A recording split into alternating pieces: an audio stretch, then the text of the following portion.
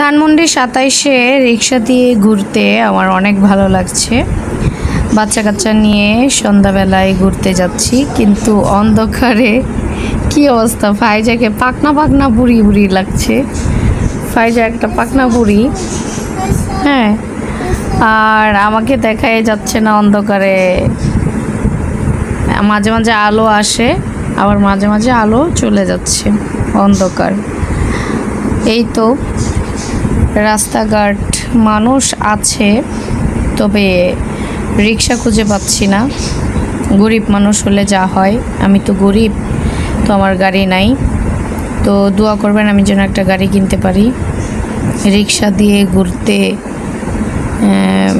মানে রিক্সার জন্য দাঁড়িয়ে আছি সবাই মিলে।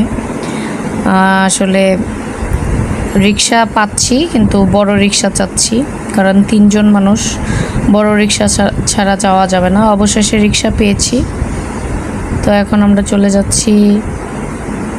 এখানে কার জানি বিয়ে হচ্ছে। ফাইজা বলছে, মা আমাকে বিয়ে দিবে, এরকমভাবে জারবাতি লাগাবে, এটা করবে সেটা করবে।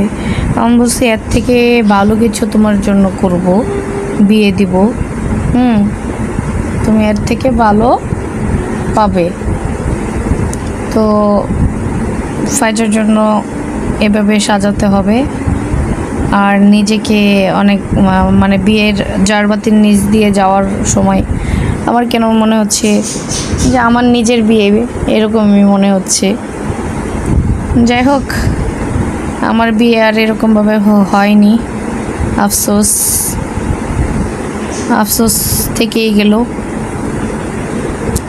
এই যে প্রত্যেকটা জায়গায় জায়গায় সাজুগুজু করিয়েছে বিয়ে বাড়িতে।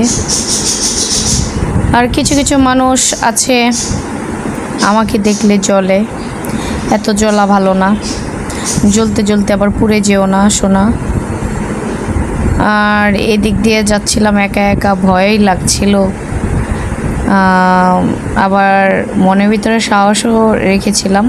ফাইজার বাবা ছিল আরেকটা রিক্সায়, তো ফাইজার বাবাকে হারিয়ে ফেলছি।